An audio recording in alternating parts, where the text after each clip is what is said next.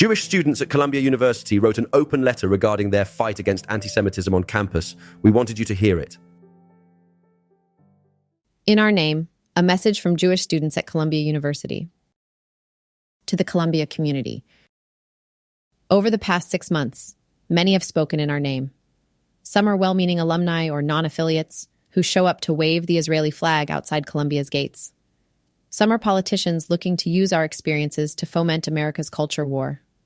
Most notably, some are our Jewish peers who tokenize themselves by claiming to represent real Jewish values and attempt to delegitimize our lived experiences of anti-Semitism. We are here, writing to you as Jewish students at Columbia University who are connected to our community and deeply engaged with our culture and history. We would like to speak in our name. Many of us sit next to you in class.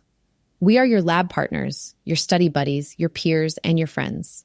We partake in the same student government, clubs, Greek life, volunteer organizations, and sports teams as you. Most of us did not choose to be political activists. We do not bang on drums and chant catchy slogans. We are average students just trying to make it through finals much like the rest of you. Those who demonize us under the cloak of anti-Zionism forced us into our activism and forced us to publicly defend our Jewish identities.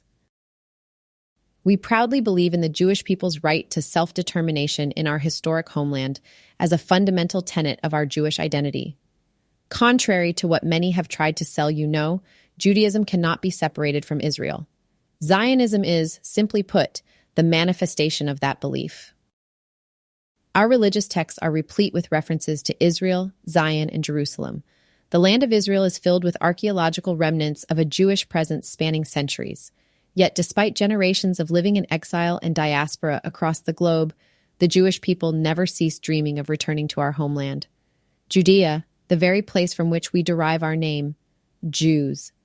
Indeed, just a couple of days ago, we all closed our Passover Seders with the proclamation, "Next year in Jerusalem." Many of us are not religiously observant, yet Zionism remains a pillar of our Jewish identities.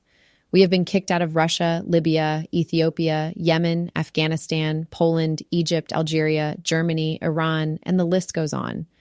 We connect to Israel not only as our ancestral homeland, but as the only place in the modern world where Jews can safely take ownership of their own destiny. Our experiences at Columbia in the last 6 months are a poignant reminder of just that. We were raised on stories from our grandparents of concentration camps, gas chambers, and ethnic cleansing. The essence of Hitler's anti-Semitism was the very fact that we were not European enough, that as Jews we were threats to the superior Aryan race. This ideology ultimately left 6 million of our own in ashes. The evil irony of today's anti-Semitism is a twisted reversal of our Holocaust legacy. Protesters on campus have dehumanized us, imposing upon us the characterization of the white colonizer. We have been told that we are the oppressors of all brown people and that the Holocaust wasn't special. Students at Columbia have chanted, "We don't want no Zionists here," alongside "Death to the Zionist state," and to "Go back to Poland," where our relatives lie in mass graves. This sick distortion illuminates the nature of anti-Semitism. In every generation, the Jewish people are blamed and scapegoated as responsible for the societal evil of the time. In Iran and in the Arab world, we were ethnically cleansed for our presumed ties to the Zionist entity. In Russia, we endured state-sponsored violence and were ultimately massacred for being capitalists. In Europe, we were the victims of genocide because we were communists and not European enough. And today, we face the accusation of being too European, painted as society's worst evils, colonizers, and oppressors. We are targeted for our belief that Israel, our ancestral and religious homeland, has a right to exist. We are targeted by those who misuse the word Zionist as a sanitized slur for Jew, synonymous with racist, oppressive, or genocidal. We know all too well that anti-Semitism is shape-shifting. We are proud of Israel. The only democracy in the Middle East, Israel is home to millions of Mizrahi Jews, Jews of Middle Eastern descent, Ashkenazi Jews, Jews of Central and Eastern European descent, and Ethiopian Jews, as well as millions of Arab Israelis, over 1 million Muslims, and hundreds of thousands of Christians and Druze. Israel is nothing short of a miracle for the Jewish people and for the Middle East more broadly. Our love for Israel does not necessitate blind political conformity. It's quite the opposite. For many of us, it is our deep love for and commitment to Israel that pushes us to object when its government acts in ways we find problematic. Israeli political disagreement is an inherently Zionist activity. Look no further than the protests against Netanyahu's judicial reforms, from New York to Tel Aviv, to understand what it means to fight for the Israel we imagine. All it takes are a couple of coffee chats with us to realize that our visions for Israel differ dramatically from one another. Yet we all come from a place of love and an aspiration for a better future for Israelis and Palestinians alike. If the last 6 months on campus have taught us anything, it is that a large and vocal population of the Columbia community does not understand the meaning of Zionism and consequently does not understand the essence of the Jewish people. Yet despite the fact that we have been calling out the anti-Semitism we've been experiencing for months, our concerns have been brushed off and invalidated. So here we are to remind you. We sounded the alarm on October 12th when many protested against Israel while our friends' and families' dead bodies were still warm. We recoiled when people screamed, "Resist by any means necessary," telling us we are all inbred and that we have no culture.